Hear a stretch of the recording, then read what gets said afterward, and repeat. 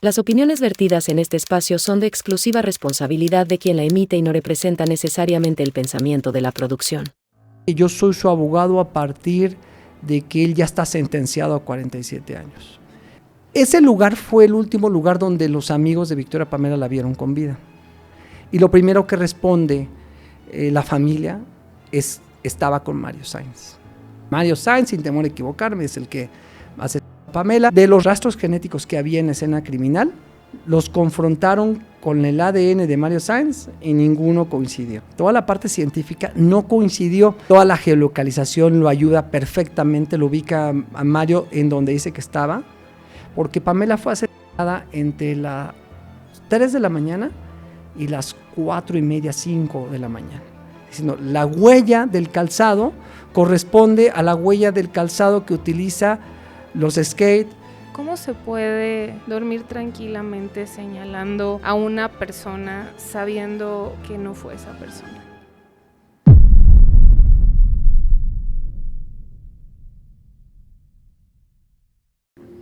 Bienvenidas y bienvenidos al Sistema, un espacio en donde a partir de historias reales exploramos el sistema de justicia.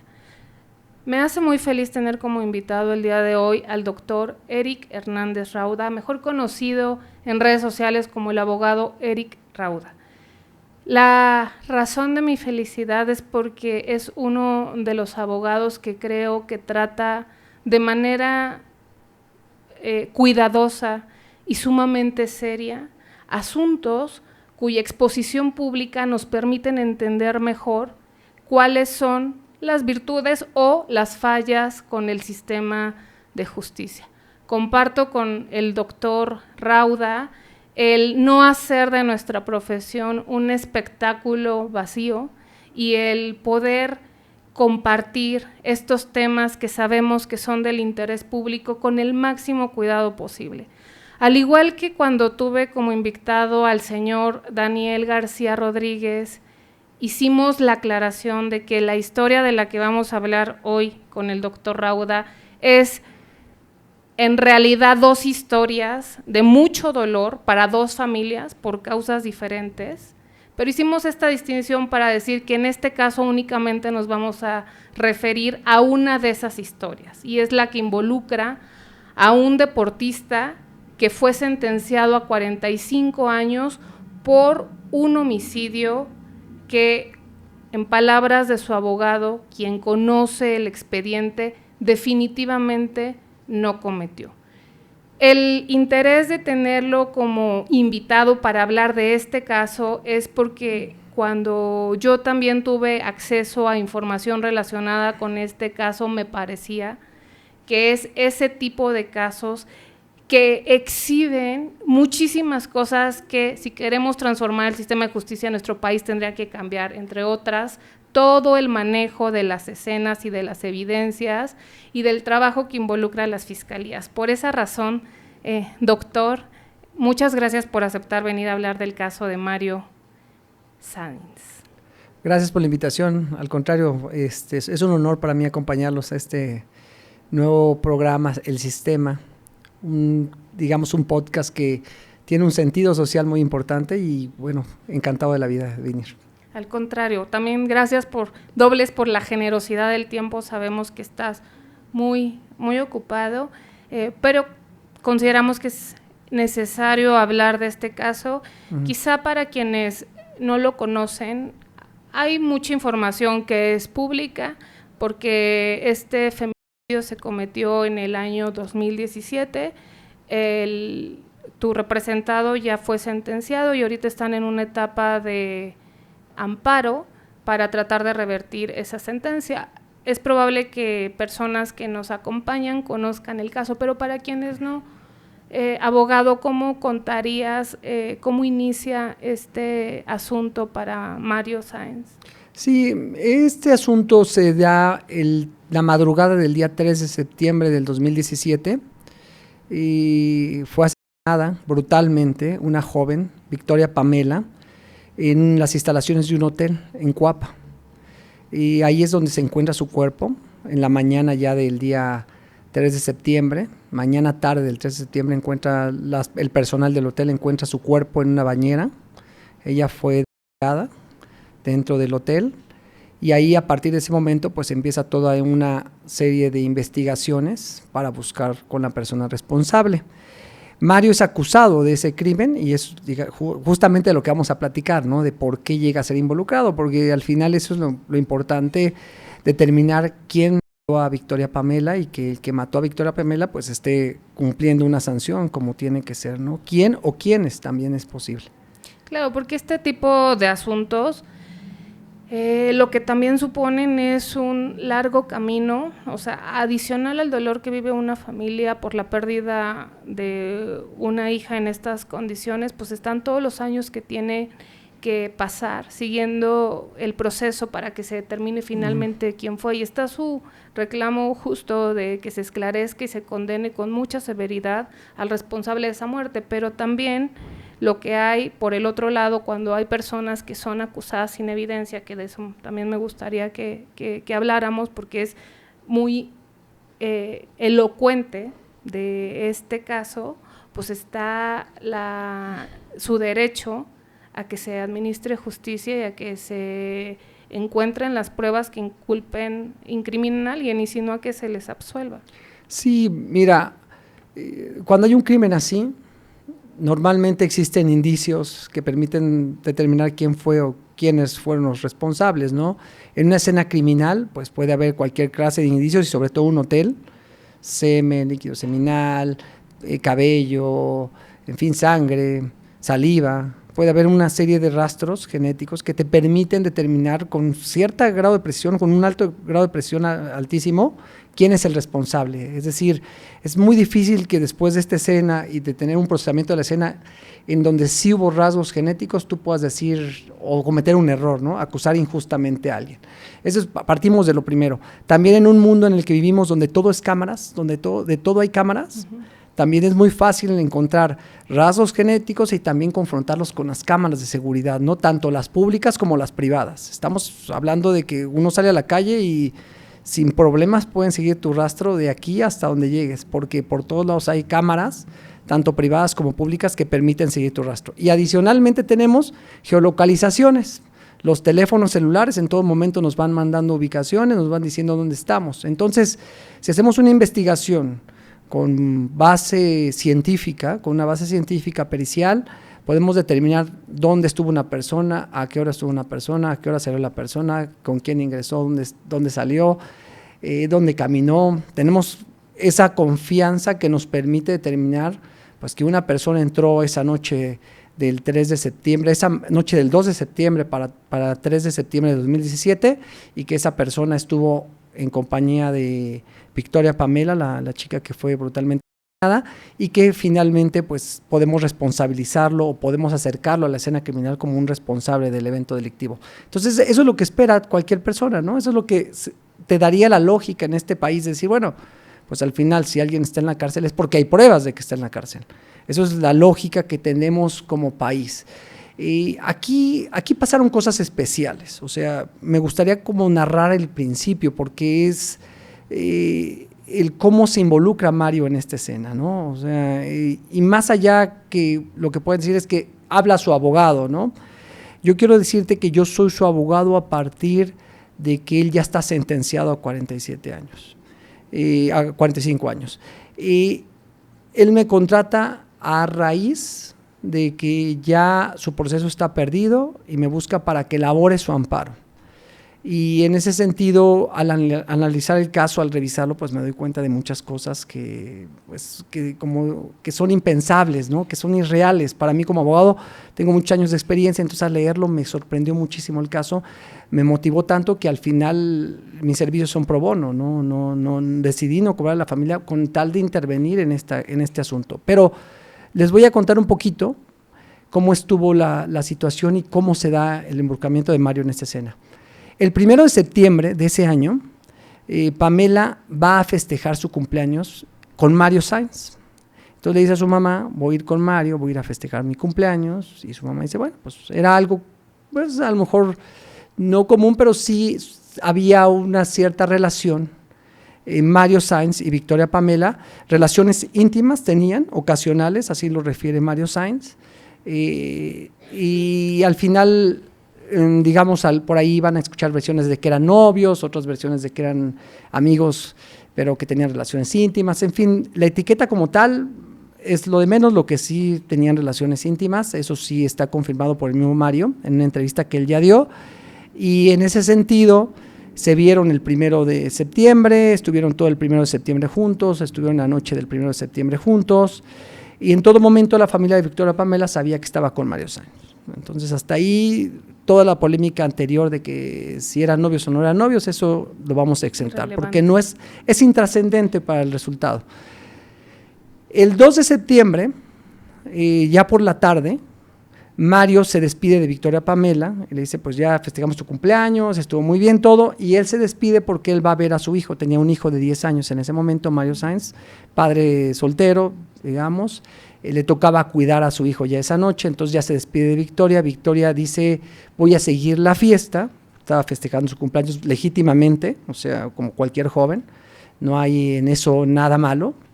Dice, voy a festejar, y se va con 2 personas del mismo grupito donde estaba con Mario. Son 2 personas que pues también fueron a testificar, que se despidieron de Mario, hasta luego Mario, y se fueron a un bar que se llama La Majadera.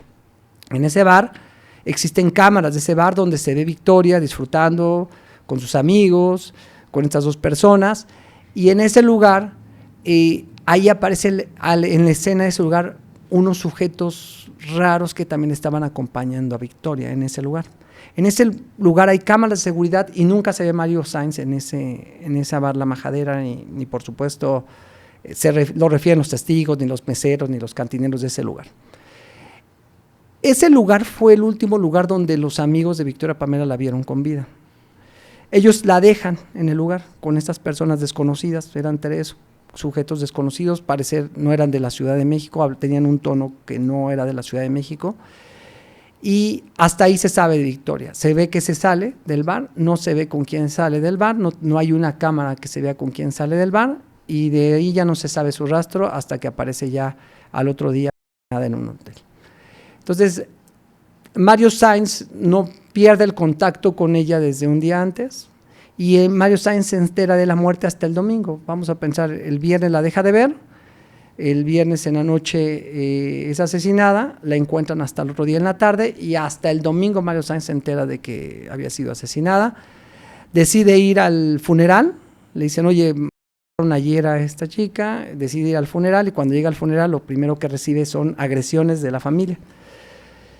¿Qué sucedió con la familia?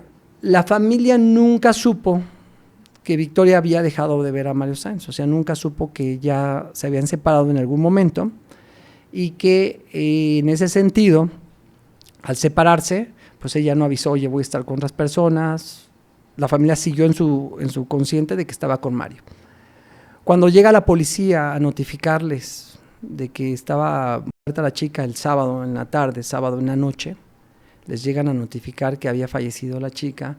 Toca la puerta el policía de investigación y les dice pues que había pasado esa situación, que habían asesinado a su hija, y lo primero que responde la familia es, estaba con Mario Sáenz. Entonces el policía, yo te cuento porque ya lo he recreado, o sea, yo quiero saber por qué auténticamente la familia de Victoria piensa al día de hoy que es Mario Sáenz. No hay pruebas, pero tampoco les veo ninguna duda a ellos, ¿no? Entonces, cuando toca la puerta el policía, les dice, oye, asesinaron a Victoria, pasó esto. Entonces, la familia entra en shock, pero lo primero que le dicen al policía fue Mario, estaba con Mario. Entonces, el policía pues dice, bueno, pues parte de mi investigación, si la familia me dice que con la última persona con la que estaba es Mario, pues denme las fotografías de Mario. Y entonces de Facebook, Mario era una persona pública, una figura pública del deporte, del skate. Sacan las fotografías de Instagram, de Facebook, y se las ponen a la vista al policía, y el policía toma capturas de esas fotografías de Mario, se las lleva al expediente, las ingresa a la carpeta de investigación diciendo lo siguiente, llegado a tocar con la familia, me informan que la persona con la que se encontraba esa noche es con Mario Sáenz, y aquí están las fotografías. Entonces las ingresan al expediente. Llaman a los testigos del hotel, les ponen las fotografías a 2 testigos del hotel, y los 2 dicen, con las fotografías que han puesto, es Mario Sáenz, y en ese momento la fiscalía también fueron cualquier tema de dudas, acabamos nuestra investigación, se acabó el asunto, es Mario Sáenz y no hay más. Cierra la investigación y ya los días subsecuentes saca una orden de aprehensión, Mario se va a la fuga, cuando se entera de la orden de aprehensión, se va a la fuga por órdenes de su abogado, le dice, ¿sabes qué? Escóndete, no que meto unos amparos, y en fin, un año después Mario es retenido con esa orden de aprehensión y es procesado. Detenido entre comillas porque va y se entrega, ¿no? Ahorita si quieres platico cómo se entrega y por qué se entregó. Pero esa es la historia. 2 testigos que reconocieron las fotografías que la familia le habían dado y esa es justamente la historia. En ese momento, cuando hubo ese reconocimiento, pues no se hizo un reconocimiento legal, no se hizo conforme a lo que se tendría que hacer, ¿no? Sino, si es este, vámonos. Mario Sáenz, sin temor a equivocarme, es el que hace a Pamela, y entonces a la familia se le informa, como parte de la investigación, ya les preguntamos a los del hotel y si reconocieron a Mario. Y entonces la investigación prácticamente ahí concluyó. O sea, ya no había necesidad de más. Entonces, ¿qué pasó? Pidieron las cámaras de seguridad y no encontraron ninguna cámara de seguridad del hotel. Ahorita vamos a hablar, no había ninguna cámara de seguridad del hotel. De los rastros genéticos que había en escena criminal, los confrontaron con el ADN de Mario Sáenz y ninguno coincidió. De la geolocalización de los teléfonos de Mario Sáenz, la trataron de encontrar y tampoco ninguna coincidía. Estaban separados desde el momento en que dijo Mario que se separaron, desde el momento que se separaron los celulares. La geolocalización de ella sí coincidía con todo el movimiento que habían dicho, se había ido al mar La Majadera y después había ido al hotel, ahí sí coincidía la geolocalización. Entonces tenemos que toda la parte objetiva de una investigación, toda la parte científica no coincidió, pero no coincidió después de que ya el Ministerio Público había determinado que había sido Mario Sáenz. O sea, los resultados de esas pruebas no llegaron inmediatamente, llegaron cuando ya ellos ya tenían un reconocimiento de Mario Sáenz. Sí, la fiscalía, yo imagino la cara de la fiscalía cuando dice, a ver, ¿es él? Bueno, perfecto, vamos a hacer todo para que tenga orden de aprehensión y que sea el acusado principal, ¿no? El procesado. Y ya cuando se hizo la investigación complementaria, empezaron a llegar los peritajes y todos venían cambiándose la situación, diciendo, oye, pues Mario no estuvo ahí conforme a su geolocalización. Los rastros genéticos que había ahí tampoco coinciden con Mario Sáenz, ¿no? Había semen, había saliva, había sangre, había cabello. Había una serie de indicios con los que se permitía la confronta, se podía hacer la confronta y ninguno. Había incluso en la ropa interior de Victoria Pamela, había líquido seminal con el que se pudo hacer la confronta, con el ADN de Mario y tampoco coincidía. Entonces todo esto da como pie de decir, bueno, las pruebas objetivas no nos dan un sentido lógico de que Mario hubiera estado ahí, pero el reconocimiento de 2 personas sí. Y entonces la decisión de la fiscalía fue llevarlo a proceso con el reconocimiento de solo 2 personas. Me gustaría que nos detuviéramos tantito en esto, porque lo que nos has hasta ahorita contado nos hace fácil imaginarnos qué fue lo que pasó desde el punto de vista de ella, ¿no? Porque hay registros telefónicos con los que se logra comprobar que ella le avisa a la familia que va a estar festejando su cumpleaños con él. Mario, sí, claro. Que esa es la última noticia. Pero eso fue el 1 de septiembre. El último registro telefónico que ellos tienen de que estaba con Mario es del 1 de septiembre.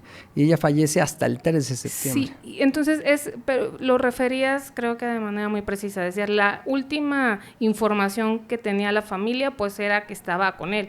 Pero luego hay, digamos, un vacío de información para la familia de qué fue lo que pasó. Y lo que nos dices es toda esta información que la sitúa con evidencia documental irrefutable en un lugar, con personas, sin la presencia de él, y que luego nos lleva a un evento que desde el punto de vista del hotel, pues es una situación delicada. Y que la manera rápida de deshacerse de eso, me imagino, es diciendo, sí, es la persona que me están señalando, ¿no? Y hasta ahí podríamos pensar que está bien, pero está mal, porque no es esa la manera en la que se puede hacer el señalamiento o el reconocimiento de una persona. Sí, yo no creo, sinceramente, porque lo he estudiado mucho, que la autoridad haya buscado un chivo expiatorio, sino que todos se fueron con la tendencia de fue Mario. O sea, si yo llego a la casa con los papás y le digo, ¿con quién estuvo su hija? Me dice, estuvo con Mario, saco las fotografías, se las pongo a la vista a los del hotel dicen, sí es él el que estuvo con ella. Pues creo que ya como autoridad, ya lo que se trata ya nada más es de llenar aquellos espacios que te hacen falta. O sea, tú como fiscalía ya dices, es Mario. O sea, sí, porque más sabemos que la mayoría de los femicidios ocurren por parte de las parejas, ¿no? Claro, entonces, y aparte la familia en su idea, pues era su novio. O sea, la familia dice, es mi novio, se Mario, pues yo no era novio de ella porque al final pues yo salía ocasionalmente con ella. Entonces, de alguna otra manera ellos dicen, bueno, pues estaban convencidos la familia de que fue ellos, y más se convencen cuando la fiscalía le enseña los testimonios de estas dos personas del hotel confirmando que Mario estaba con ella. Antes de andar en estos testimonios y el valor que tienen, porque yo te he escuchado decirlo de manera muy, muy, muy clara, ¿podrías contarnos dónde sí estuvo Mario, de acuerdo con su relato y su defensa? Sí, Mario esa noche le pasaron muchas cosas, y a mí es lo que me parece lo más loco de este caso. O sea, de verdad, es lo que más me llamó la atención, porque personas inocentes acusadas por dos testigos hay millares en el reclusorio, millares. O sea, dos testigos que dicen que fuiste tú y ya estás en el reclusorio, hay millares.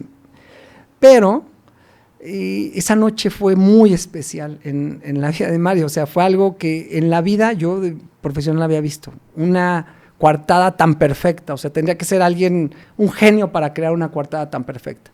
Mario esa noche se va con su hijo, está con su hijo, y hay una inundación en su casa, llueve tremendamente, se ven las cámaras del exterior de su casa donde ellos están sacando el agua, donde ellos están haciendo la limpieza, se ve que no traen la camisa, pues están pues sacando el agua de que se inundó su garage. O sea, le pasó todo ese día, y es algo que mucha gente critica y dice, qué casualidad que le pasó todo. Bueno, todo hay evidencia, hay cámaras de esa noche sacando agua. Y luego él toma el vehículo, después sus amigos le ayudan a sacar el agua y todo lo demás, toma el vehículo, su camioneta, y deciden ir a comer unos tacos, a cenar. Los invita a cenar, después de ayudarlo a sacar el agua de su casa, le dice, oiga, los voy a invitar a cenar, y en el camino, en un bache que no ve porque estaba lleno de agua, rompe dos llantas de su vehículo. Rompe una llanta o dos llantas de su vehículo. Pues tiene que llamar a la aseguradora. En ese momento hay un programa en la Ciudad de México que si se te ponchaba una llanta, tú podías ir al juez cívico a presentar un acta y te reparaban el daño. Ya no sé si existe ese programa actualmente, pero sí me acuerdo que en ese entonces era algo que todo el mundo sabíamos. Si se nos poncha, nos reparan las llantas. Pero el procedimiento es ir al juez cívico, no es nada más así. Él llamó a su seguro le dijo, bueno, pues sí te voy a ver, pero pues el procedimiento es con el juez cívico, porque tienes que hacer tu acta. Ni siquiera es con el Ministerio Público, es con el juez cívico. Se va con el vehículo al juez cívico, no sé qué en el lugar de los hechos, se va con el vehículo al juez cívico. Ya en el juez cívico levanta un acta de la ponchadura, llega la gente de la aseguradora, están todos los mensajes de comunicación que tuvo durante la noche, las llamadas entrantes y salientes de la aseguradora para su teléfono. Toda la geolocalización lo ayuda perfectamente, lo ubica a Mario en donde dice que estaba, se me ponchó aquí, luego avancé acá, luego toma un Uber, porque ya no se puede utilizar la camioneta, la deja en el juez cívico la camioneta, toma un Uber para ir a su casa por la factura y los papeles del vehículo. Está registrado también el Uber que tomó, el cargo a la tarjeta de crédito, el mapita, ya ves que el Uber te deja un mapita, todo eso está registrado. O sea, por eso te digo que es una cosa impresionante. Están las cámaras del juez cívico, llegando él en la noche, esa madrugada, está el testimonio del policía que lo recibió, está el testimonio del juez cívico que se presentó al juicio oral. O sea, ¿por qué iría un juez cívico a darle una coartada a un chavo? O sea, ¿a qué iría? Está también, obviamente, el acta que se levantó, y también está por ahí, bueno, los señalamientos de sus propios amigos con los que estuvo. Fue a su casa por los papeles en Uber, luego le pidió prestada la camioneta a su tío, anduvo con la camioneta de su tío para regresar ahí al juez cívico. Llegando al juez cívico llegó el de la aseguradora, están los testimonios de la aseguradora, los testimonios de la que recibió la llamada reportando el siniestro, y también del apoderado legal de la aseguradora, que confirma que efectivamente se dio una atención en ese momento. Todo eso sucedía en el transcurso, justamente en el lapso en el que Pamela estaba siendo, porque Pamela fue asesinada entre las 3 de la mañana y las 4:30, 5 de la mañana. Ese es el horario en el que fue asesinada, de acuerdo al dictamen pericial de la Fiscalía. En ese momento él estaba justamente en ese trámite de poder conseguir el acta. Hay hasta algunas fotografías, están las fotografías del vehículo pues, dañado. Tendría que haber sido, no sé, alguien impresionante, ¿no? Tenerse que mover muy rápido al hotel y regresar rápido al hotel y regresar. Entonces tenía todas esas coartadas, esa coartada que al final pues parece impresionante, y que a pesar de que la tiene, eso es lo que les hace dudar a la gente y a los juzgadores, ¿no? Dicen, oye, pues todo esto te pasó esa noche, qué bárbaro, o sea, qué raro que te haya pasado toda esa noche, ¿no? Todo eso le pasó, y además que lo asociaran con un crimen de este tipo. O sea, ese día fue, yo creo que la peor noche de la vida de Mario Sáenz. Todo ese cúmulo de pruebas es el que yo escuché que decía, entonces, ¿cómo lo pudieron sentenciar si lo que tenemos es perfectamente localizable, dónde estuvo, a qué hora estuvo? Es mucha gente la que lo vio, hay servidores públicos que lo vieron, hay interacciones que lo alejan de ese lugar, y luego quizá valdría la pena decir, abogado, que estamos hablando de dos personas, tanto en el caso de la víctima como de él, que no son personas con recursos económicos como para poder pagar una escenografía y construir, meter más gente y comprar a todo el mundo, ¿no? Estamos hablando de un joven que era deportista, que iba a ir a los Juegos Olímpicos. Sí, el mejor atleta en este deporte que hemos tenido en el país. O sea, él competía internacionalmente, había ganado premios internacionales, lo patrocinaban ciertas marcas. Entonces tenía una vida plena, tenía una tienda, tenía una marca de ropa. O sea, era un joven exitosísimo a su corta edad. Era una persona que estaba brillando. En el mejor momento de la vida de Mario Sáenz le sucede este incidente. ¿Cuántos años tenía? Tenía en ese entonces 25, 26 años Mario Sáenz. Y lo que nos cuentas es, hay todas estas pruebas que lo que apoyan es su versión de que él no estuvo en el lugar de los hechos. ¿Qué pruebas sí son las que lo incriminan, además del presunto o del reconocimiento que hacen los empleados del hotel? Mira, se llevó un juicio oral. La gente que no conoce cómo son los juicios orales actualmente en México son como los ven en las películas, ponen al juez en un estrado, las partes cada una en un lado, y pasan a un testigo por testigo, lo van pasando, los interrogan, los contrainterrogan, y al final se hacen alegatos y defensas y todo eso. Entonces dices, bueno, ¿qué parte no escucharon los jueces o qué no vieron los jueces para no absolverlo? Juzgan 3 jueces, es un órgano colegiado, son 3 jueces los que están en el estrado. Uno vio absolución, uno dijo es absolución, hizo una sentencia de absolución y dijo no, yo no voy a formar parte de esto es absolución y para mí es libertad. Y otro dio condena, y el tercero era el que tenía que tomar la decisión entre uno y otro, y al final se declinó por la condena. Ya veremos las razones, pero principalmente ellos le dan mucho valor a los testimonios de 2 personas, de las personas del hotel. Dicen que tienen mucho valor porque pues son personas que no tienen por qué mentir, porque no tienen por qué incriminar.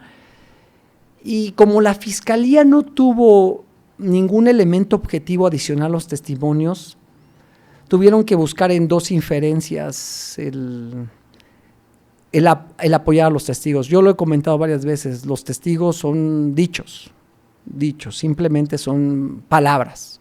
Yo puedo decir lo que quiera allá afuera y son palabras. Sí, no son pruebas. No son pruebas. Y se enoja mucho la gente, ¿no? Porque dice, ¿cómo no va a ser pruebas un testigo? A ver, un dicho es algo maleable, subjetivo, tan sencillo. Miren, por ejemplo, yo les pongo aquí a la gente que nos está escuchando. Ponernos de acuerdo en un momento, vamos a ponerlo banal, un penalti en el fútbol.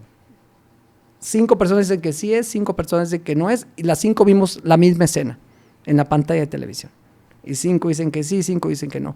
Por eso el testimonio es tan subjetivo, tan irreal, porque la percepción cambia. Pudo haberlo visto un segundo a la persona, pudo haberlo visto unos, o sea, tú dime ahorita cuántas personas viste en la calle cuando venías hacia tu casa, cómo venían vestidas, cómo era su cabello, cuál era, o sea, es muy difícil guardar en tu memoria las imágenes de todas las personas que ves en un día.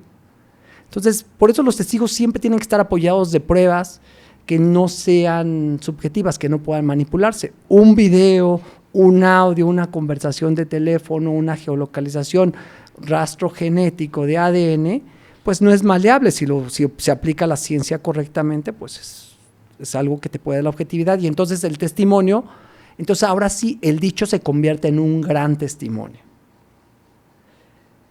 Mientras sea solamente tus manifestaciones, es un dicho. Cuando tus manifestaciones se juntan con pruebas objetivas, entonces ahora sí es una prueba testimonial. Les faltaban las pruebas a la fiscalía y ahí sí viene la maldad, ahí sí es donde vino la maldad, porque la fiscalía en una segunda intervención pericial, o sea, no en la primera, en la segunda, encuentra en la habitación del hotel una, ¿cómo te puedo decir? Un folleto de condones marca, no recuerdo la marca en concreto, pero una marca famosa, X. Exactamente, una marca, y ese folleto de esa marca lo utilizan con la inferencia siguiente. Mario en una foto de su Instagram aparece atrás un back de esos de publicidad con la misma marca del folleto que se encontró en el hotel. Entonces seguramente esa marca patrocinaba a Mario. Y entonces dicen, y llega al final, decía el juez, la marca que patrocinaba a Mario, apareció el folleto de eso en esa habitación. Cuando primero ni siquiera hay una prueba de que Mario efectivamente hubiera tenido un patrocinio de esa marca. Lo que sí es que el evento en donde estaba patrocinado por esa marca, y entonces tú te tomas fotos y en el back te toman fotos y pues ahí está la marca. Eso es lo primero. Lo segundo, fue en una segunda revisión. Y lo tercero, pues es que eso no significa absolutamente nada, o sea, es una prueba totalmente subjetiva. Entonces, esa fue la gran prueba con la que le quieren dar al testimonio fuerza. La segunda gran prueba con la que le quisieron dar testimonio fuerza es la huella de zapato. Tú dices, bueno, oye, había unas huellas de zapato porque la sangre la pisó y dejó huellas en las escaleras. Entonces, perfecto, ¿no? ¿Qué es lo lógico? Que te midan el pie de Mario, que encontremos en su habitación el tenis y que comparemos el tenis con el que está ahí. Y entonces cateamos la casa de Mario Sáenz, entramos a su cuarto, encontramos los tenis que miden tanto y que al hacer el comparativo entre los tenis de Mario y los que se encontraron ahí en la habitación, pues coinciden. Se las paso, se las valdría si lo hubieran hecho de esa manera. Primero, la perito dice, las huellas están incompletas, por lo tanto no podemos tener una medición del pie. Entonces, pues, no midieron el pie. Y segundo, las huellas corresponden a zapatos, a calzado que tiene antiderrapante. ¿Qué hacen los jueces? Dicen, antiderrapante, los skate Deportivo. utilizan, o sea, calzado antiderrapante para sus patinetas, por lo tanto, un skate cometió el delito. Y hacen ese tipo de silogismos que parecen lógicos, pero son totalmente aberrantes. Entonces son dos, porque así lo dicen, están las grabaciones de los jueces diciendo eso. O sea, diciendo, la huella del calzado corresponde a la huella del calzado que utiliza los skate, que utilizan antiderrapante en sus zapatos. Y la marca que posiblemente patrocinaba a Mario, pues apareció un folleto del cual el hotel está disociado porque ese tipo de condones no utiliza ese hotel. Entonces, por lo tanto, alguna persona externa tuvo que traer ese folleto y pues ese folleto es, ya saben quién. La gran prueba que lo incrimina. Generalmente en este tipo de delitos, lo más fácil es probar con cierto grado de precisión la responsabilidad de alguien, porque hay todo lo que decías, hay huellas, hay fluidos, hay manipulación de las escenas, en este caso había también fluidos corporales. ¿Cómo puede tener más peso un folleto y una huella incompleta que los propios fluidos y la evidencia genética que se logró recuperar y que dicen que no pertenece a Mario? Pues justamente esa es la base por la que lo absuelve el otro juez. O sea, eso que estás comentando que suena racional es la base de la absolución. O sea, no, la base del juez que lo absolvió dice, bueno, no hay una sola prueba, una prueba objetiva que me permite decir que Mario estuvo ese día en ese hotel. Una. Más que el dicho de testimonios que inclusive son contradictorios. Porque, pues, si quieres hablamos de los testigos. Es que los testigos Hablemos es una de cosa... Los testigos, sí, abogado. Es que el hotel fue... El valor que le otorgan contrasta, o sea, sabemos aquí mismo tuvimos el caso de Yakiri Rubio, si no lo han visto los invito a que lo vayan y lo busquen. La escena, el ataque de ella también es en una habitación del hotel. Y justo lo que hicieron los empleados del hotel para zafarse del problema es mentir y ocultar evidencia. Entonces, si la lógica enseña que hay una prisa del personal para deshacerse y no estar relacionados con una escena de crimen, ¿por qué otorgarles tanto peso, sobre todo cuando lo que está de por medio es la libertad de una persona? Sí, aquí el hotel fue una cosa, yo creo que es lo más duro de todo lo que pasó ese día en el hotel. Los empleados son dos, fueron muchos empleados a declarar, pero solamente dos hacen especie de reconocimiento. El que los recibió y uno que los atendió para llevarles comida y ayudarles con conectar un teléfono al Wi-Fi. O sea, son dos realmente, el que los recibe. La primera gran inconsistencia es que dice que lo reciben a pie, que Mario llegó a pie con Victoria Pamela, caminando. Que venían bien, que no venían tomados, que venían perfecto y que ahí los vio y que les da una habitación. La habitación se las da por 8 horas.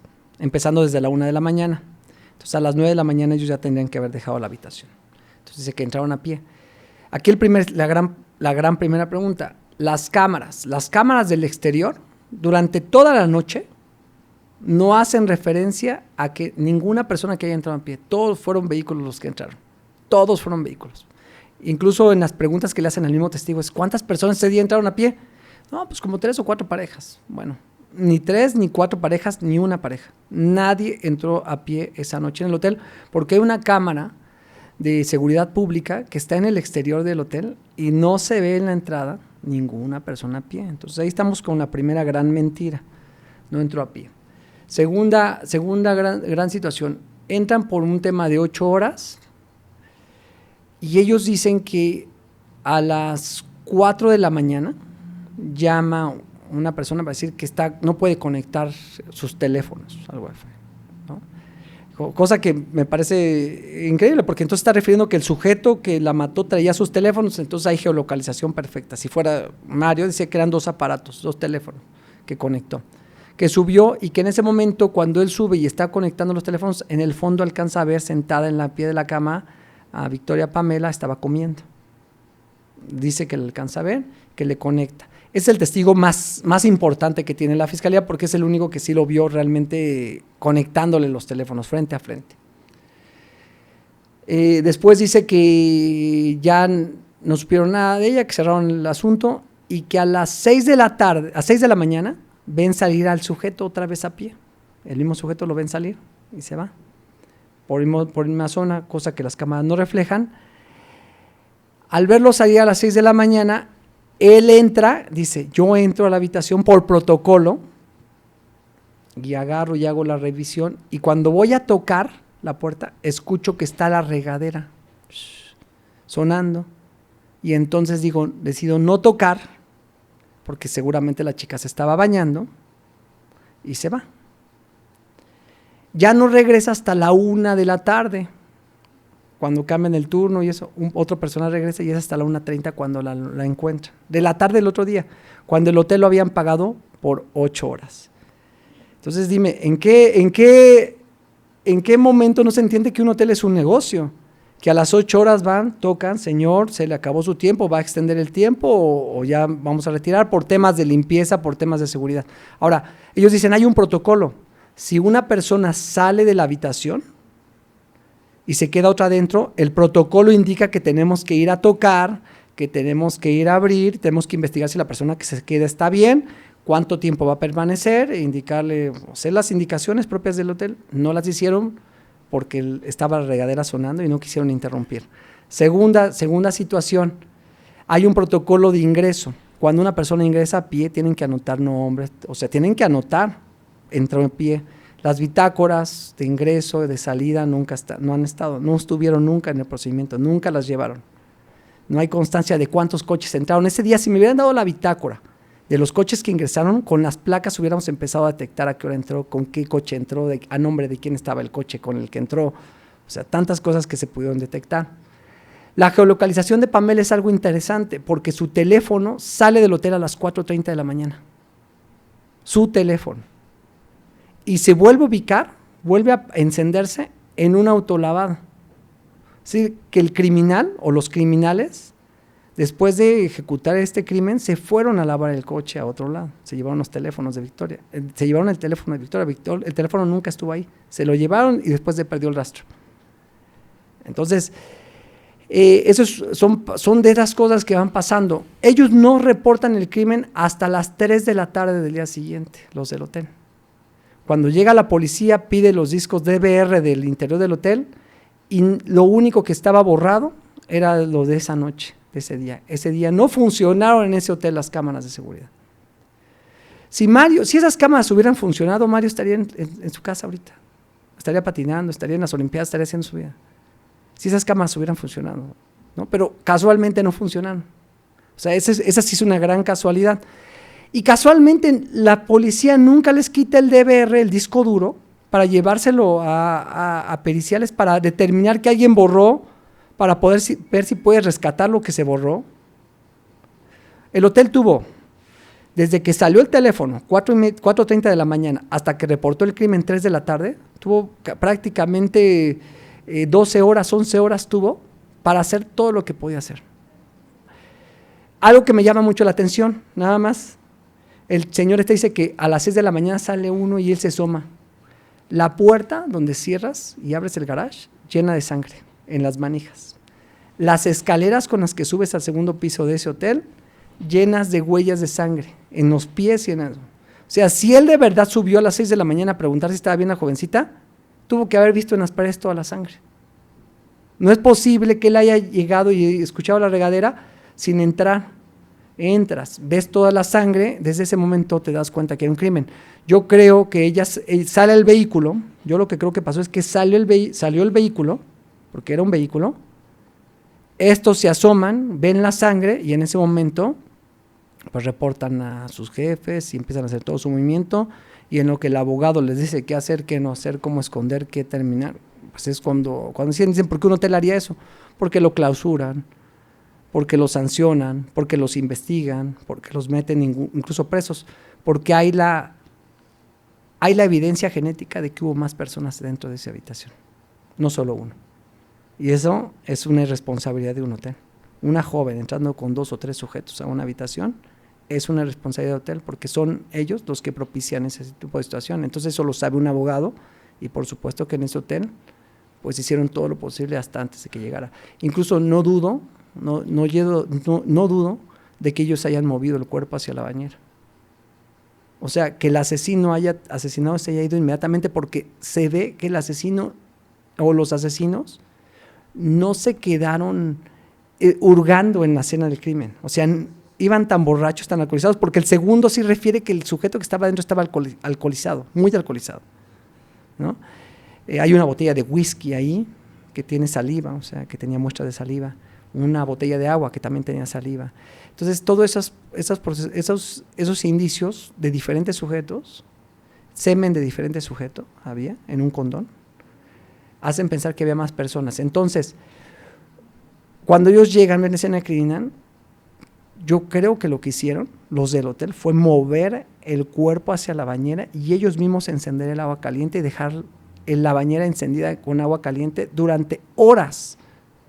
Prácticamente estamos hablando de que la dejaron 10 horas con el agua hirviendo en una bañera, en un hotel donde pagas por hora, y que estaban escuchando que se estaba cayendo el agua todo el tiempo y ellos no se dan cuenta. Ellos se dan cuenta de cuando un hotel está gastando más agua, cuando una habitación está gastando agua, cuando una habitación está haciendo un mal uso, porque esa es la labor, están cuidando sus instalaciones. Yo estoy convencido de que ellos fueron los que arrastraron el cuerpo para allá, porque el que la mató salió corriendo, salió huyendo, porque se ve justamente que en la bajada dejó todos los rastros, toda la pared llena de sangre. O sea, el que el asesino se llenó las manos de sangre y bajó tocando todo. Y esta explicación es más consistente con ella estaba festejando su cumpleaños, ella es vista en un bar con sujetos, está grabado eso, ella se traslada a este lugar y pese a eso, el valor que le da la fiscalía al testimonio de los empleados del hotel es lo que tiene prácticamente, apoyado con lo que nos decías, con elementos de baja fuerza probatoria y sin ningún tipo de evidencia objetiva para poder atribuir a él la responsabilidad. Y por el otro lado lo que tenemos es pruebas que apoyan el dicho de él. Es que es esto, cuando yo escuché eso dije... Wow. Este asunto, sí, wow. Ahorita que decías esto de las responsabilidades de los hoteles, me acordé, es que eso además son normas internacionales, no son prácticas, además quijeras, que solamente tienen que verse en México. En algún momento fui a un congreso internacional y por diferentes cosas nos decidimos pasar de un país a otro. El congreso era en Uruguay, nos pasamos a Argentina porque puedes usar un ferry. Pero entonces, como fue muy rápido, aprovechando que estábamos allá, no tenía una reservación para quedarme. No hubo manera de conseguir una habitación de hotel porque éramos 3 personas, 2 hombres y yo, y tampoco nos teníamos que regresar al otro día al congreso, no necesitábamos pagar 3 habitaciones. Entonces dijimos, pedimos una con 2 camas, yo ocupo una, ellos otra. No hubo manera. Nos dijeron, no hay manera de que por protocolo no, es que solo queremos dormir. Además era para 4 horas porque habíamos ido a Palermo a tomar unas cervezas y era descansar para tomar el ferry de la mañana. No hubo manera. Nos dijeron el tremendo problema en el que nos podemos poner, porque además pues hay que hacer registro de las personas y tenemos que generar una activación para la policía. Entonces sí, a mí esta parte del hotel, de la participación, de los señalamientos, de las horas que pasan para que den aviso a la policía de que no tiene ni siquiera sentido. Cuando lo que sabemos es que los hoteles lo que tienen es un reloj preciso. Sí, que claro, es el negocio. Sí. Y apenas te pasas un minuto ya te están tocando, te están llamando, te están diciendo que si te van a generar un nuevo cobro o te están avisando que tienes que dejar la habitación porque la reservaste por tanto tiempo y ya tienen una nueva persona que la va a ocupar. Ellos lo narran, o sea, ellos sí narran su protocolo, o sea, ellos explican, los otros empleados explican, no, nosotros cuando alguien abandona la habitación, va una sola persona y uno abandona la habitación, tenemos que hacer esto, o sea, levantan la cortina, llegamos, tocamos, y tenemos que cerciorarnos que la persona de adentro esté bien. O sea, esa es parte porque evidentemente ese tipo de problemas sucede. Algo hiciste dentro y te sales. O sea, puede haber una violación, puede haber una serie de cuestiones dentro de una habitación de hotel que son de riesgo. Por eso el cuidado que tienen ellos de que cuando alguien va a abandonar, inmediatamente ellos toman acción. Ahora, el tema de que por qué hasta las 3:30 de la tarde del día del asesinato les dejan entrar 12, 13 horas después, dejan entrar dan aviso y dejan entrar a los servicios periciales, fue algo de locura, o sea, es algo incomprensible, ¿qué estaban moviendo, qué estaban haciendo? O sea, entiendo yo que La familia dice, es que no hay rastros genéticos porque hubo un desaseo en la escena criminal. Sí, estoy de acuerdo, hubo un desaseo en la escena criminal. Sin embargo, dicen, bueno, en un hotel, una habitación de hotel, por la limpieza puede haber muestras de semen de muchas personas porque pues es un hotel y no lo limpian así a profundidad. Entiendo. Pero había un condón con rasgos genéticos de 2 masculinos o más, dice así la perito de la fiscalía, ni siquiera es perito de la defensa, son peritos de la fiscalía, ¿no? En temas de ADN y de genética y de temas forenses, Mario no tuvo periciales, todas las periciales que utilizó a su favor son las periciales de la misma fiscalía. Toda la geolocalización que utilizó son porque la fiscalía hizo el peritaje y pues Mario lo retoma para su defensa, o sea, prácticamente la defensa de Mario está sostenida sobre las periciales que le salieron mal a la propia fiscalía. Es algo, por eso digo que es algo muy interesante, ¿no? Los mismos peritos que buscaban la escena, pues dicen estos rasgos no sirven porque fueron manipulados, movidos, pero estos sí sirven para confronta. No, dicen, no, es que ninguna sirvió para confronta, no. Pericialmente, la persona que los recabó dijo cuáles sí servían para confronta y los mandó a confrontar.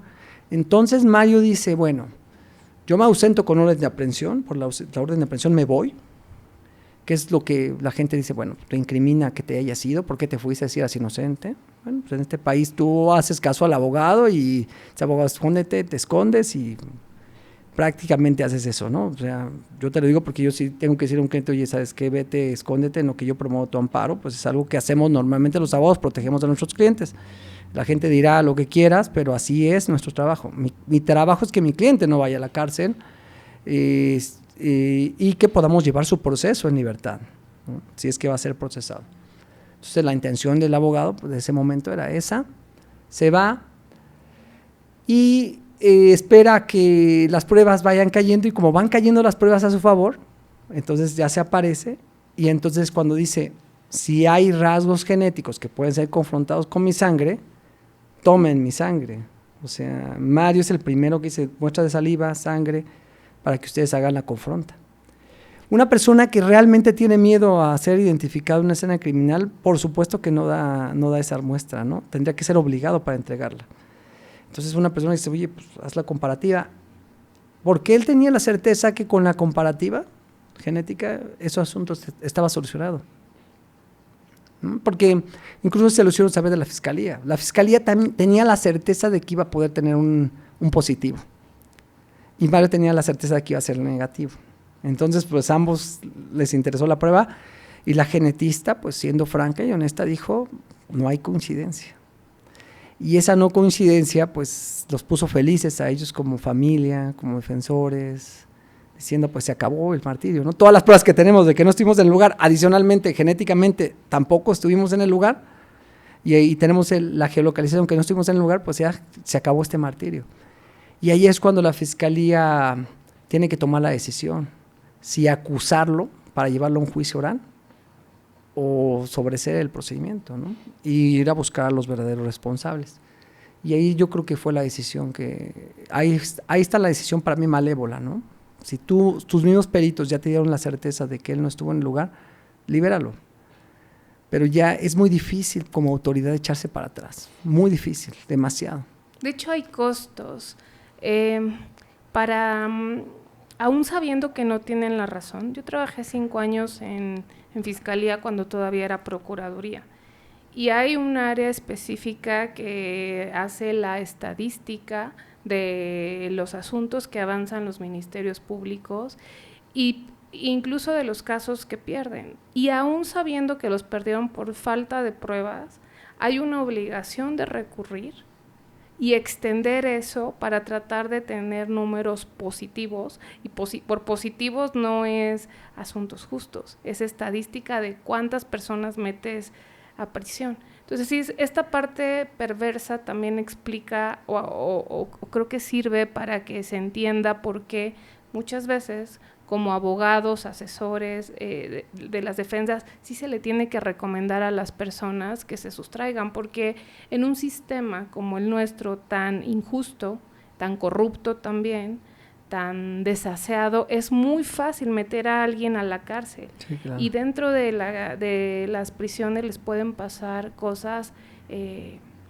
terribles, incluso la pérdida de la vida. Sí, por supuesto.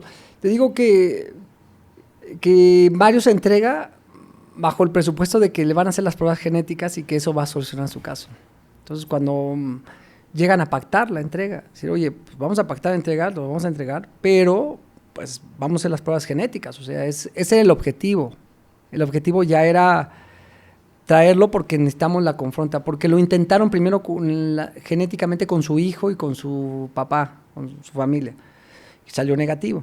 Entonces, pues digo, vamos a hacerla, no te vamos a dar la absolución, no te vamos a quitar los cargos hasta que no venga él y se las haga él directamente. No nos sirve su hijo ni su familia, ¿no? Entonces, bueno, pues Mario, entrégate porque es un tema de aclaración, vas a tener que estar en el reclusorio, va a ser un tiempo, pero al final es un camino que vamos a agotar sencillamente. Y yo he hablado con la familia y ellos están muy felices cuando, o sea, festejaron, o sea, se acabó este martirio, se acabó, ¿no? O sea, esa era esa situación cuando apenas estaba empezando. Porque entonces, pues, las pruebas genéticas no dieron positivo, no nos importan. La geolocalización no dio positivo, no nos importa. Las pruebas de Mario, ¿qué pasa con las pruebas de Mario? Pues todas las juzgamos mal. Es que le faltó la firma del secretario del juez cívico. Entonces, no, el secretario dice que él no firmó esa acta. Entonces, qué raro que el secretario no haya firmado esa acta. Pasa todos los días, todo el tiempo. ¿Sabes qué pasa? Y la gente no lo comprende, pero lo que pasa es que como ellos firman, pues ya firmas tú por el secretario y firmas por el juez, o sea, y el secretario luego firma por el secretario y con el juez, o sea, van sacando la chamba, o sea... Porque son asuntos menores que no requerirían, desde el punto de vista de la carga de trabajo, una mayor solemnidad para poderlos procesar. ¿No? Sí. Se deja constancia que hubo un incidente que sí. O sea, no piensas que va a pasar sí. a temas mayores. Entonces, pero el juez dice, yo sí firmé. El secretario dice, no, yo no firmé. Bueno, entonces el juez, mira, no firmó el secretario, entonces no importa. Entonces, ahí el dicho, es un dicho del juez, ¿no? Un dicho del juez, del policía. El policía se equivoca de lado. Dice es que creo que las llantas que le poncharon fue del lado derecho, cuando las llantas eran del lado izquierdo. Entonces, no, pues el policía mintió porque dijo del lado izquierdo. O sea, si todo ese rigor que le aplicaron a sus pruebas a Mario, se le hubieran aplicado estos dos testimonios del hotel, hubieran estado hundidos. Porque mira, si la geolocalización de ella salió a las 4:30, ¿cómo se atreve a decir el empleado del hotel que los vio con el wifi conectándolo a las 4:30 de la mañana y ella estaba comiendo muy tranquila allá adentro? O sea... la geolocalización del teléfono de Victoria Pamela no coincide con el horario que él dice que los vio. Y además parece que le dan más peso al testimonio de un empleado del hotel en donde se cometió un crimen que al de un juez que dijo que tuvo ahí a una persona vinculada con un incidente de dos servidores públicos, porque es el policía. Un apoderado legal de una aseguradora. ¿Por qué tendría que ir una aseguradora a meterse, involucrarse en un tema de un crimen? O sea, un ajustador, o sea, ¿quién tienes que ser para poder doblegar a esas personas y que vayan a declarar a tu favor? ¿Por qué 45 años de sentencia? Pues porque el tipo penal de feminicidio pues tiene una pena altísima, ¿no? Y entonces realmente la graduación de la pena pues efectivamente no... la graduaron un poco más allá de la mínima, ¿no? No, ni siquiera fueron tantos, pero al final... La máxima son 70 años, sí. Y tiene posibilidades... sé que la defensa legal está intentando que alguien vea todo esto, que quien lo sentenció no vio o no quiso ver, pero en caso de que se confirme su sentencia, ¿él tiene posibilidades de salir? No, él ya está jugándose la vida dentro del reclusorio, porque no hay beneficios para una persona que ha cometido un crimen de esa magnitud. Él va a quedarse de por vida ahí adentro. Entonces metimos un amparo directo, que es la última oportunidad que tiene Mario para poder obtener su libertad. Es difícil que los jueces y los magistrados en este caso echen para atrás la situación. No es un tema sencillo, no es algo fácil, preocupante al 100%, porque es más fácil cerrar los ojos y decir que sí es, a decir que no es y tener que volver a empezar a buscar, ¿no? Hay elementos y nombres de personas con las que ella estuvo esa noche.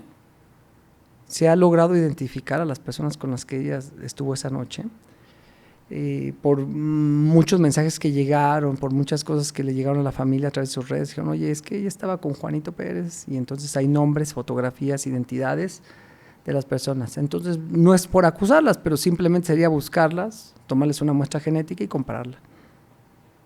Así sería de sencillo resolver ese crimen, porque hay elementos, indicios muy importantes y muy razonables de que esas personas efectivamente sí son de Guanajuato. Entonces se junta con muchas cosas. Sería sencillo encontrarlos, pero sería volver a empezar, y yo no sé qué tanto una institución esté en estos tiempos de acuerdo a volver a empezar. El Observatorio de Feminicidios al principio había sido enérgico en este caso, y ahorita hace tiempo que se retiró del caso. Ya no forma parte de los crímenes que está observando. O sea, como te digo todo, después de la evidencia, después de darse cuenta de lo que sucedió, el observatorio se echó para atrás, ¿no? Esto no es legal, pero ¿cómo se puede dormir tranquilamente señalando a una persona sabiendo que no fue esa persona? Creo que cuando te amenazan de que si no es él, eres tú, si no es él, eres tú, es claro. O sea, y yo creo que el hecho de que en las primeras horas del asesinato ellos hayan dicho una cosa, ya sea con apoyo del abogado, con apoyo de la fiscalía, lo que sea, lo que han dicho, y luego ya tiempo después quererse desdecir, pues creo que ellos en su cabeza dicen va a generar más problemas que beneficios. Entonces hay que seguir sosteniéndolo, y no sé, yo no sé cómo le pueden hacer. O sea, yo no sé, respondiendo a tu pregunta, yo no sé cómo pueden dormir, ni ellos ni los jueces que lo sentenciaron, ¿no? O sea, es tan grave porque, pues por eso yo nunca sería juez, ¿no? Yo no puedo tener esa visión, yo tendría que absolver 100%, y confrontaría a mis compañeros. Si estoy en colegiado, son 3, les diría hasta lo que si se fueran a morir. O sea, están locos. O sea, ¿cómo van a sentenciar a este joven? Es un joven. O sea, le van a acabar la vida a él, y además, por otro lado, como efecto colateral, no van a hacer justicia para Pamela. O sea, la persona, yo lo he dicho muchas veces, la persona que va a Victoria Pamela está allá afuera riéndose, feliz de la vida. Sí, hay impunidad. Hay impunidad, y además hay una desgracia, hay una gran injusticia para un joven que está siendo procesado. Entonces, es lamentable, es doloroso el caso, por todos lados, ¿no? Por todos lados. Y lo que se busca, dicen, ¿estás defendiendo a Mario? No, estoy defendiendo a Mario, estoy defendiendo a Pamela, a Victoria Pamela. Estoy defendiendo a los dos. Y eso es lo que no entiende la gente. Estoy defendiendo a ambos. Y yo estoy convencida que también en este tipo de casos, y al llevarlos al conocimiento y escrutinio, que también pone a veces en posición incómoda a los abogados, se está haciendo una defensa del sistema. Es un alegato también por la justicia, por decir, así funcionan las cosas. Y como diría un invitado que tuve aquí que logró su absolución, decía, si todas las personas entendieran que tienen un pie adentro de la cárcel y uno fuera, se preocuparían más de estos temas, porque en efecto hay una parte ahorita que involucra a Mario, a su hijo, a su familia, una parte muy dolorosa para la familia de Victoria Pamela, pero también como sociedad estamos llenos de este caso. Como abogado, qué frustración me imagino que se debe sentir poder ver tan claramente las pruebas de uno o de otro lado, y saber que por la situación en la que se encuentra el expediente, cada vez hay menos probabilidades de hacer algo. A la Suprema Corte no podría prácticamente, digo, nunca hay que decir nunca, llegar, porque es un tema probatorio, ¿no? Es un tema probatorio, y realmente, pues sí, para mí fue indignante cuando lo vi. Me hace enojar mucho el caso. O sea, me incomoda tanto, me molesta tanto cuando lo veo. O sea, yo me imagino en ese juicio, No, o sea, no dejo en pie al juez, al cinismo del juez. O sea, yo sé que en un juicio siempre tienes que tener mucha objetividad, siempre tienes que tener mucha ecuanimidad, dejar que las resoluciones corran, pero yo no hubiera permitido bajo ninguna circunstancia que un juez hubiera hecho lo que hizo ese día, bajo ninguna. O sea, antes hago todo para demostrar que es un cínico y sinvergüenza, porque los dos jueces que lo sentenciaron son unos cínicos y unos sinvergüenzas. Me dicen, oye, no lo digas, lo digo 1000 veces porque lo siento y lo sé. Hay un cinismo y una sinvergüenza en esos jueces, de verdad, que cuando están leyendo su sentencia condenatoria, están tragando saliva de justamente de lo que saben que están haciendo, ¿no? Y el valor de uno de ellos, de decir, yo no voy a formar parte de este jueguito, yo no voy a ser parte de esto. Entonces ese señor pues se enaltece, ¿sí? Si bien la mayoría de 2 votos hacen que Mario pierda y que esté sentenciado a 45 años de prisión, eso significa que había una persona que sí estaba viendo lo que todos estamos viendo, ¿no? Sí, si fuera un asunto en donde hay una unanimidad, donde no hay dudas y todos dicen claro por esto, hace que se vea diferente. Pero un asunto donde alguien dice no hay pruebas y otro dice sí hay y uno tiene que resolver es que es lo que también se critica un poco del sistema. El sistema pide mayoría de votos, pero tendría que ser unanimidad para decir que no hay duda. Porque si entendemos al tribunal colegiado como un órgano único, como una sola cabeza, entonces si una parte de esa cabeza está dudando, pues está dudando todo. Ante la duda se tiene que absolver. Entonces, mira, yo no creo que la duda hubiera sido la solución del Mario. Para mí es una clara inocencia. Pero si con duda lo absuelven, pues también se acepta. Ok, dudo, perfecto, te lo acepto, pero al final es una absolución. Y creo que al momento de que uno de los órganos técnicos y él ni siquiera fue con duda, el órgano no dudó, el que lo absolvió no dudó, fue tajante, este señor es inocente, este señor no cometió ningún delito, y fue tajante, hizo una resolución más profunda y mejor redactada, y mejor fundamentada y motivada que la condenatoria.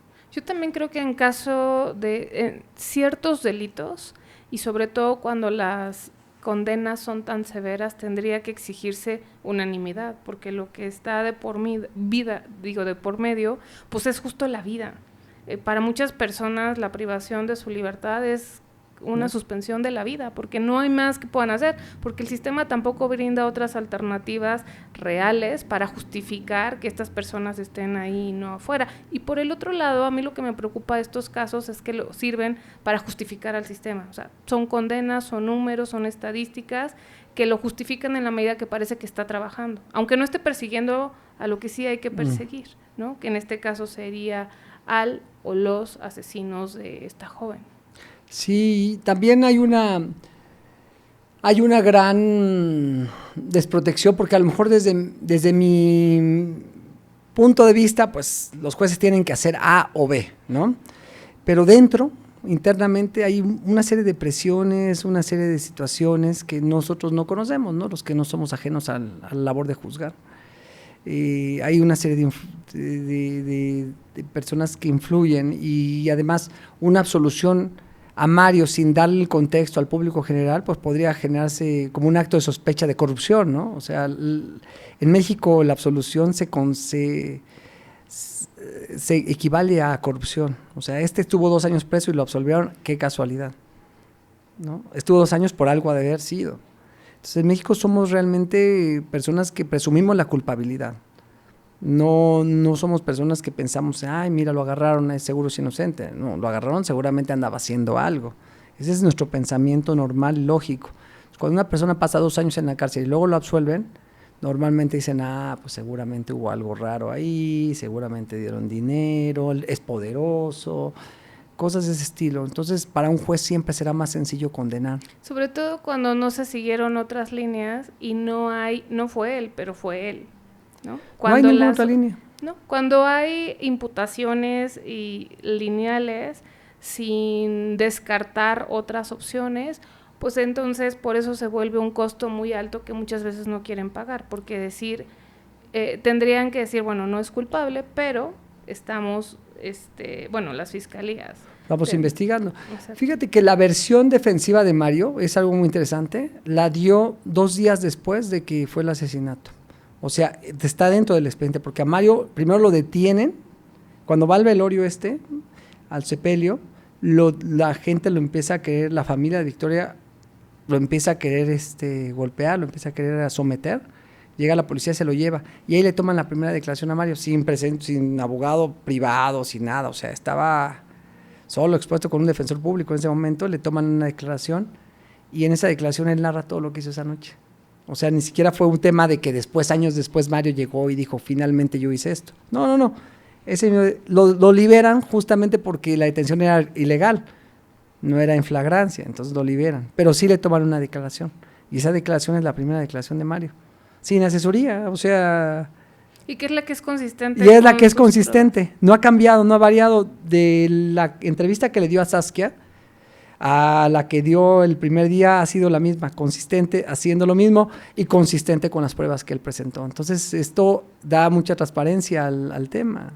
Es por eso que les digo a la gente, es una persona que ha sido una persona que desafortunadamente ha vivido este proceso, y lo ha vivido de una forma infernal, porque Mario no es el mismo Mario que entró, ya tiene 7 años, va para 7 años en la cárcel. Es una persona pues que ha cambiado mucho físicamente, ya no puede entrenar, no pudo tocar nunca más una patineta, que era su vida, su pasión, y es una persona que está lastimada emocionalmente por tantos años de cárcel, por la injusticia misma que también te lastima, y por las condiciones en las que lo tienen. Los tienen en una condición muy difícil, porque a las personas acusadas o sentenciadas por feminicidio les dan un trato especial dentro de la cárcel. Entonces él prácticamente tiene muy poquita comunicación con el exterior, prácticamente tiene muy poquita libertad dentro del penal. O sea, no son esos penales que la gente piensa que tienes televisión, teléfono, celular. Hay unos penales que tienes esas comodidades.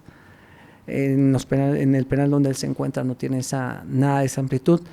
Y cuando lo entrevistó Saskia, pues la gente comentaba, qué duro se ve, no se ve con sentimientos, o sea, se le ve frío, porque justamente así ha vivido los últimos años. O sea, hay una frialdad total, pues sí, es lógico, tiene que estar duro ahí adentro, ¿no? Entonces es un muchacho que está pues sufriendo muchísimo, y que está pasándola muy mal, y que en mi cabeza pues no puede quedar esa idea de dejarlo. O sea, yo estoy soñando todo el tiempo en que este muchacho regrese a la patineta. O sea, y él también es su sueño, fíjate que él sueña con eso, ¿no? Y duele un poquito ese tema de su sueño, porque yo veo la realidad y digo, qué difícil está el caso, no técnicamente, no probatoriamente, qué difícil está el caso socialmente para los magistrados. O sea, ojalá que los magistrados de alguna otra manera que lo tienen en sus manos, ahorita ya lo tienen los magistrados en sus manos, pues hagan un poquito de conciencia.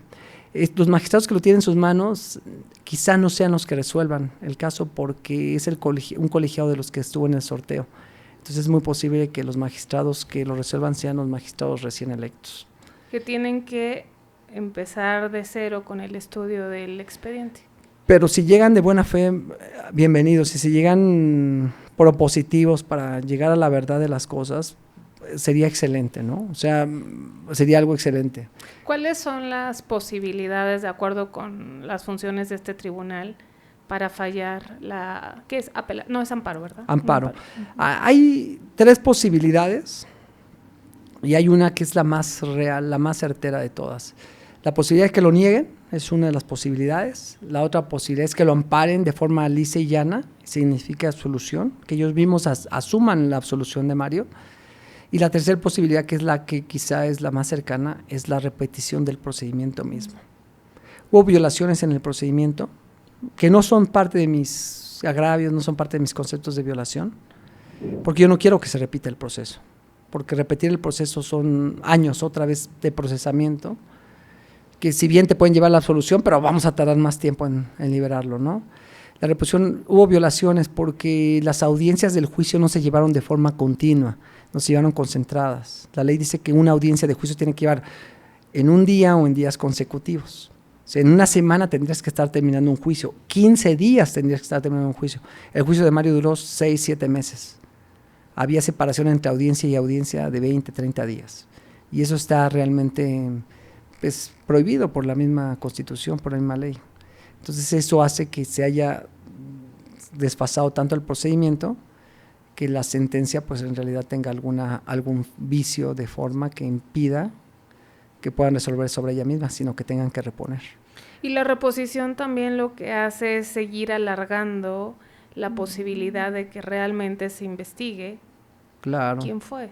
Y lastimando a todo el mundo, porque imagínate, la familia de Victoria va a tener que volver a ir a pasar por todo ese proceso, Mario Sáenz a pasar por todo ese proceso, o sea, un tema bastante desgastante, es un caso muy particular, el de Mario Sáenz. Y jurídicamente está todo para que se resuelva solamente con 2 alternativas, ¿no?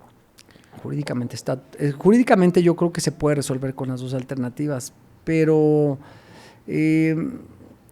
espero, realmente que le pongan especial atención al caso, que no se juzgue nada más por el tema social o por el impacto que pudiera llegar a tener en el propio tribunal, ¿no? Sino que se juzgue a conciencia. Realmente yo confío en que si se aplica la ley al caso concreto, si se aplica la razonabilidad al caso concreto, no hay manera de que nieguen el amparo, ¿no? Pero bueno, son ideales, son sueños, son aspiraciones, no siempre la vida es así. Abogado, ¿por qué aceptar esta defensa pro bono en un caso tan complicado de ganar? No por los elementos en sí del expediente, como has hablado, sino por todo este manejo que se ha hecho del caso. Mira, la primera vez que yo tuve contacto con el caso de Mario Sáenz fue porque alguien me comentó de él y le di un espacio en mi canal de YouTube a la mamá para que hablara del caso, ¿no? Cuando me estaba contando, yo ni siquiera había tocado el expediente, cuando me estaba contando, pues me sorprendió, así como podemos ahorita sorprender a mucha gente del público, decir, ¿qué está pasando ahí? Pues me sorprendió, me llamó la atención y no lo creí, o sea, no lo creí al 100%, dije, bueno, a lo mejor es porque es la mamá, me está diciendo cosas y eso, ¿no? Y ya no había eso, yo recuerdo ahí en ese espacio que yo le di en mi canal, pues que decía, a ver, espéreme, no había esto, no había lo otro, no había, a ver, no lo puedo creer, ¿no? Y le dije, mándeme, usted tiene abogado, continúe con su abogado, está bien, yo no quiero representar en ese momento a Mario. Mario en ese momento ya estaba sentenciado, estaba en apelación, me dijo, oye, ¿puedes hacer la apelación? Le dije, no, continúe con su abogado, pues si al final yo no voy a ingresar en un caso que ya está ahí empezado, pero mándeme la sentencia para revisarla. Y cuando empecé a leer, pues me llamó mucho la atención y quedó ahí. Después me llama la mamá de Mario para decirme que ya habían confirmado la sentencia de apelación, que le habían confirmado los años de prisión, que sí podía llevar yo su amparo, y en ese momento le dije que yo no tenía el tiempo para verlo, pero pues que me mandara el expediente y empecé a revisarlo. Tardé 8 meses, 9 meses en poderlo construir, y entre más lo leía más me dolía, o sea, más me afectaba y más me involucraba. No sé, son esas cosas que te da la profesión, o sea, esas cosas que te empiezan a doler, que cuando lo vas leyendo, vas viendo los antecedentes, su hijo, 10 años, ya no lo he vuelto a ver, o sea, tiene un hijo de 10 años que no pudo entrar por el tema de prisión, que ahorita ya tiene 17, 18 años, ya es un joven, o sea, es algo, o sea, por donde le veas, su abuelita, su familia, o sea, me duele, me empezó a doler de tal manera que ya no podía deshacerme del caso, ya no podía alejarme del caso, y ya no podía hacer otra cosa más que estar ahí, o sea, son esos llamados que tienes como abogado, ¿no? En donde dices, bueno, y yo también sabía que la familia ya estaba desgastada económicamente, que ya había dado todo de sí, ¿sí? Entonces ya no quise meterlo, es un tema de amor, o sea, es un tema de decir, esto está mal, ¿no? Me dicen, es que te pagan ni un centavo, porque ya no es un tema de dinero, yo quiero ver a ese joven en libertad, esa es mi aspiración. Entonces, sí trabajé bastante, sí ha sido muy desgastante llevar el caso de Mario Sáenz, pero no me arrepiento ni un segundo de haberlo enfrentado. O sea, es algo que realmente en el interior de mí lo estoy buscando. Yo quiero a Mario Sáenz libre, no por un capricho, no por una cuestión de ego, sino porque ese chavo no merece estar ahí adentro. Es algo muy grave lo que le pasó. Y a raíz del caso de Mario Sáenz, pues me escribe mucha gente diciéndome, por favor, abogado, también mi hijo está igual en las condiciones de Mario Sáenz, y mi hijo, y es doloroso para todos, pero son esas cosas que ya no puedes ver, ya no quieres ver, no sé si me explico, o sea, ya no puedes. Y llega un momento también en que a lo mejor no puedes, ¿no? A nosotros también nos pasa aquí en este espacio, nos escriben personas contándonos cosas tristísimas Y aunque sí quisiéramos darle voz a todo, bueno, no voz, la tienen, el micrófono, pues es imposible también, porque estrenamos un episodio cada semana, no nos dedicamos solamente a esto, y son tantos los casos en donde hay arbitrariedades, injusticias, que tristemente no alcanza tampoco el tiempo ni los recursos humanos para hacerlo de manera pro bono. Claro, le pasó a Roberto Hernández, que es el documentalista de Presunto Culpable, de Duda Razonable, le pasa, ¿no? O sea, encontró un asunto, lo llevó, lo documentó, lo expuso en exposición, y dice, bueno, ahora me llegan cientos y cientos y cientos de casos, no solo de México, sino de toda Latinoamérica, de todos lados, pues donde yo ya no puedo ver, o sea, me doy cuenta de la injusticia, pero yo soy solo un hombre con una cámara que ocasionalmente hago esto, o sea, ni siquiera él se dedica a eso, él tiene otra ocupación, entonces es tan injusto, o sea, podemos hacer ciertas cosas, pero llegamos hasta un límite, y en este caso, pues mi límite es este, y yo qué más quisiera poder ayudar a toda la gente, pero solo soy uno. Es un límite, pero también, y eso tiene que ver con también estos espacios, sé que el tuyo también, y muchos otros, que tienen esta vocación de darle su lugar, sí, a estas historias, pero trascender la historia misma para poder llevarla a un ámbito en donde se entienda por qué es importante prestarle atención a lo que pasa. Yo digo, especialmente en las fiscalías, que son la puerta de entrada al sistema de justicia, y luego a lo que va pasando en el desarrollo de los procesos, porque ponerle toda la carga de una decisión a los jueces o a los magistrados, a lo que nos lleva es a esto, a que el costo termine siendo muy alto para ellos, porque la mayoría de las personas no pueden y no tendrían a lo mejor porque no podemos exigirles que tengan una formación para entender por qué no tenían otra alternativa y por qué sí había que absolver, y por qué absolver, aún en caso de duda, puede ser preferente a condenar. Entonces, yo sé, doctor Rauda, yo soy suscriptora de tu canal.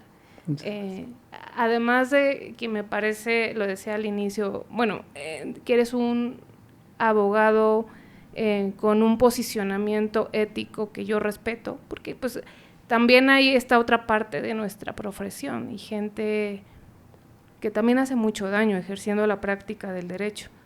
Y lo que yo creo que también hay en tu canal es para que las personas que quieran se suscriban al canal de Eric Rauda, es lo que van a encontrar es esto, elementos para comprender mejor qué es lo que pasa en determinados asuntos. Y también yo me he llevado esta grata sorpresa en este canal, también hay una gran comunidad de personas que sí están interesadas en la eficiencia o en la eficacia del sistema de justicia, y no solamente personas que les interesa la parte morbosa de los asuntos. Sí, que hay un público ahí para todo, pero sí hay un interés de la gente en hacerse justicia. Este caso genera polémica en redes sociales, o sea, si ustedes buscan, los que no tenían contacto, buscan Mario Sáenz y van a ver infinidad de contenidos relacionados con Mario Sáenz, y parece un debate de si es, no es, si es, pero la gran mayoría de las personas carecen de información de lo que sucedió o de lo que sucede en determinado asunto, y por eso es importante esos espacios, porque hacen la oportunidad de difundir cosas, o sea, de dar versiones, ¿no? Por ahí circulan las entrevistas de la familia de Victoria Pamela. Yo les digo, vayan a buscarlas, también escuchen lo que dice la familia de Victoria, ¿no? Y contrástenlo con lo que hablamos aquí, para que ustedes más o menos tengan un entendimiento en general de lo que sucede en el sistema de justicia, lo que está pasando al día de hoy en el sistema de justicia, que está muy alejado de ser perfecto, que tiene muchas carencias, que está pasando quizá por el peor momento en la historia de nuestro país. O sea, este sistema que tenemos actualmente, y hablando ahora sí que del nombre del programa, el sistema que tenemos actualmente está pasando por un terrible momento. Una persona, para ser juzgada, ahora tiene que esperar años para ser juzgada, ¿no? Años, o sea, de que empieza su procesamiento a que es juzgada pasan años, y eso antes no sucedía. y se ha dado por muchas situaciones, ¿no? Porque el tipo de juzgamiento que utilizamos, que es oral, pero también por la gran saturación que tienen los juzgadores para tener agenda, para darle espacio a las personas para escucharlos y poderlos juzgar, y también por todos los temas relacionados con esta reforma judicial que ha también hecho que el cambio de sistema genere también un entorpecimiento en la programación de audiencias. Muchos jueces han renunciado, muchos jueces se han retirado, unos jueces van a entrar, entonces todo esto está generando un hoyo gigantesco en el sistema de justicia penal. Principalmente tenemos problemas gravísimos, no hay material, no hay personal, o sea, hay unas carencias tremendas. Tan es así que tuvimos una huelga aquí en la Ciudad de México por más de un mes del tribunal, justamente por todas las carencias que están teniendo. Entonces, quién sabe cómo va a estar la situación más adelante, el panorama, no se sabe, pero bueno. Ojalá contribuyamos a que se le ponga más atención, más presupuesto, más amor también al sistema de justicia. Yo estoy trabajando en una investigación, pero es sobre las personas privadas de la libertad a nivel del ámbito federal. Y lo que hay en estos últimos 25 años es una disminución en números absolutos de personas privadas de la libertad acusadas por delitos federales, pero hay un aumento de personas procesadas. O sea, son más las personas, y quizá tiene muchas explicaciones, ¿no? Seguramente no nada más es esta del incremento de las conductas delictivas que dan lugar a prisión preventiva oficiosa, o sea, en automático, sin mayor elemento de prueba. Tiene que ver con esto, con la saturación, con la complejidad también social, pero tendría que llamarnos la atención que por un lado hay cada vez más presupuesto que se destina para construcción de cárceles y para pago de servicios penitenciarios, digamos, pero menos, podríamos decir, capacidad para investigar y conseguir sentencias. Y luego podríamos hablar de la calidad de las sentencias, porque no necesariamente, este caso nos enseña que no necesariamente una sentencia condenatoria, pues es una sentencia justa. Claro, y es que lo que dicen, bueno, entonces si no hay pruebas, entonces ¿por qué lo sentenciaron? Esa es una gran pregunta. O sea, si no hay pruebas, ¿por qué lo sentenciaron? Que es con la que quizá empezamos el programa. Si no hay pruebas, ¿por qué lo sentencian? Porque así pasa en el sistema. A la gente la sentencian aún sin pruebas. Eso pasa. Eso es algo que está pasando. Entonces, que no le suene extraño a las personas por qué te sentencian sin pruebas. Está sucediendo en México. Con estos jueces que tenemos, y puede suceder con los que vendrán, pero está sucediendo. Y la gente se siente ajena. Pues ellos. Hasta que no les pasa. Hasta que no tienen experiencia. Y es muy difícil que pudieran comprendernos. O sea, las personas que son ajenas al sistema penal o que nunca tienen un familiar, un primo, un tío, un papá en una situación difícil, pues el sistema les importa poco. El sistema no les importa. O sea, el sistema es para los delincuentes, no para las personas que no delinquimos. Ese es el pensamiento. Sí, hay una idea de que si estás en prisión es porque eres culpable y te lo mereces. Sí, y es un sector el que sufre esas consecuencias. Nosotros no sufrimos esas consecuencias porque somos gente de bien, nosotros no nos dedicamos a nada malo y no nos va a pasar nunca nada malo, ¿no? Entonces, ¿para qué defendemos algo que me es ajeno? O sea, ¿por qué voy a defender que las personas estén en prisión preventiva automáticamente? Solamente porque lo señalen. Y entonces, por un señalamiento de un delito en específico, ya con eso va a prisión. ¿Por qué lo voy a defender? ¿Por qué voy a salir a marchar por eso? Tú convoca una marcha en contra de la prisión preventiva automatizada y nadie va a ir. ¿Quién va a ir? ¿Quién le importa defender eso? Pues yo nunca voy a caer en prisión porque yo nunca mi conducta siempre es recta. Los que caen en prisión son los que no tienen conducta recta, los que andan haciendo cosas. Eso es una realidad que está sucediendo, pero la gente no sabe qué tan cerca está de eso. O sea, con las leyes tan flexibles que tenemos, con los sistemas de procuración de justicia que no son eficaces, la gente está muy cerca, muy, muy cerca de la prisión. No se dan cuenta, hay un sistema represor, tenemos un sistema bastante represor. Es un sistema muy, muy agresivo el sistema penal que tenemos en México, es de los más agresivos. Me atrevería a decir que la gente dice, bueno, es que en otros países son, no sé, Corea del Norte, son cualquier cosa que hagas en Arabia, cualquier cosa, te meten a la cárcel rápido. Bueno, nosotros no estamos muy lejos de un país estricto.